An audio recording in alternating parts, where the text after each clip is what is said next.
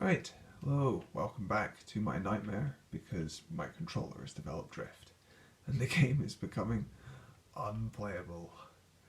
Oh god, every time I try to look up it gets stuck. Oh, it drifts downwards. We'll see how I do. I'm in the crystal room, but we're not staying here because I've hardly touched it. I'm sick of it. I hate this room. I've carved into the walls a bit, done a few more spikes.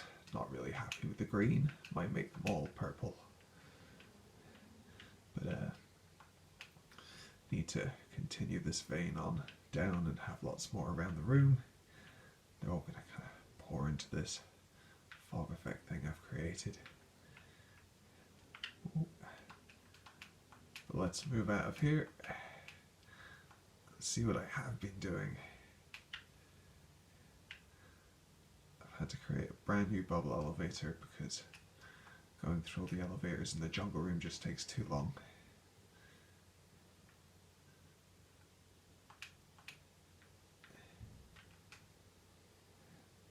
That's how things are looking these days. Hidden behind the portal.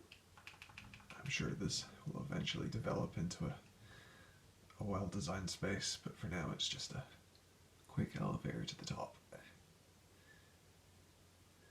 This is how the outside looks these days.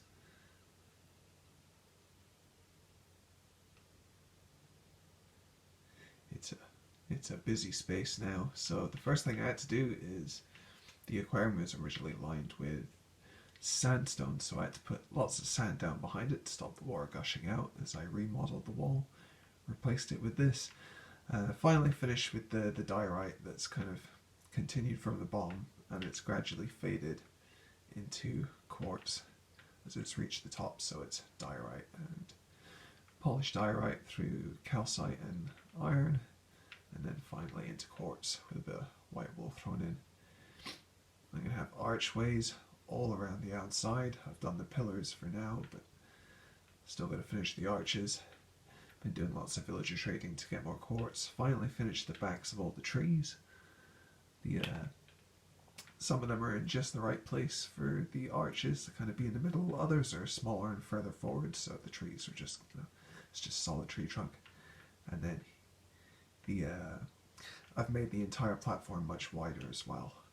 I just kind of picked a point on the torus and just started going up vertically with white concrete.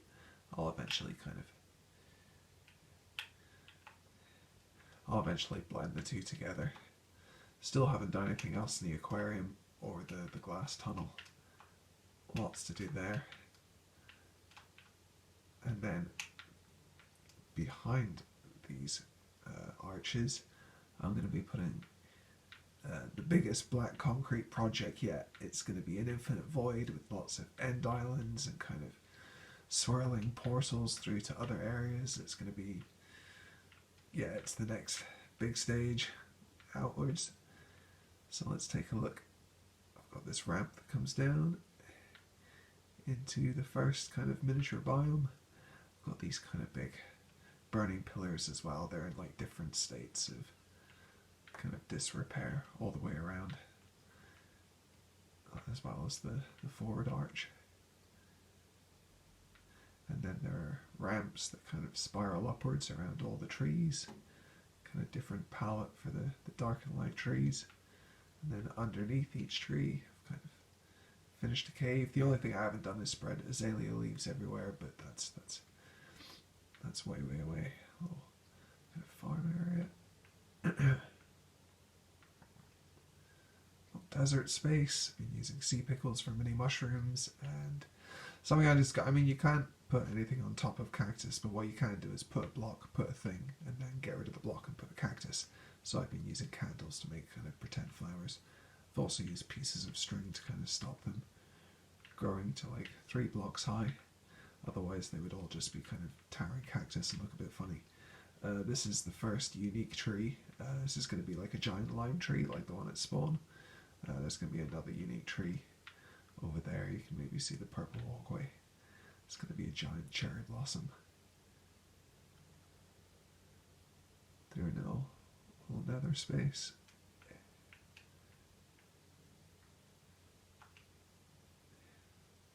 colourful kind of swamp biome.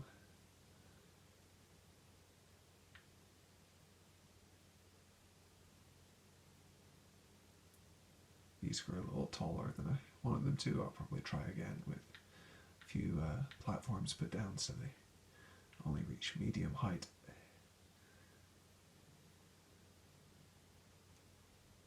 Little spruce space.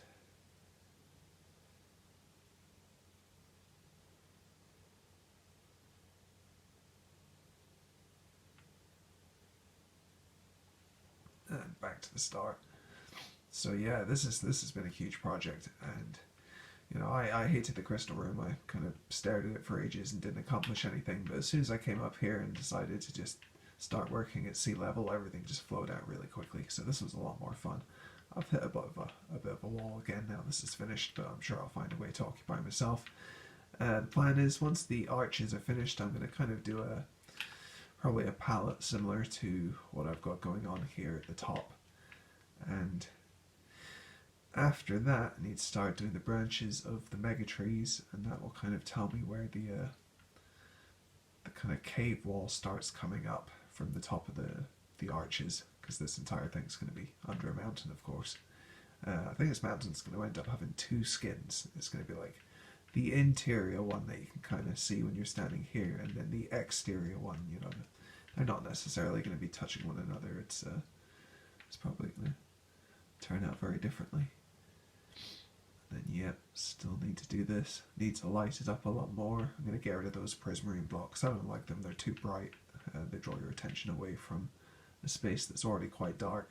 I might even submerge parts of the tunnel and use some of my many hearts of the sea that I've been finding whilst exploring. I finally found a whole bunch of things, including sniffer eggs and a mangrove biome for mud. So yeah, it's getting pretty busy. Let's take one last look at the ship, since it looks cool at night.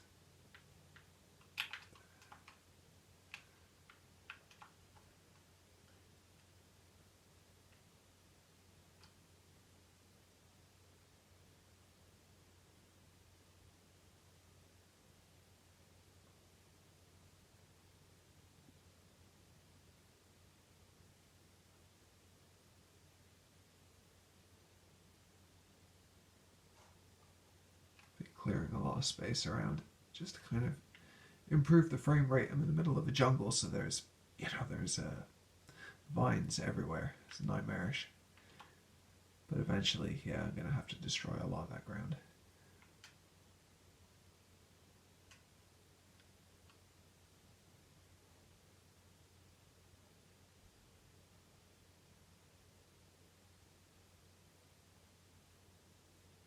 There we go. That's a long way up. I wish I hadn't destroyed the bubble elevator now.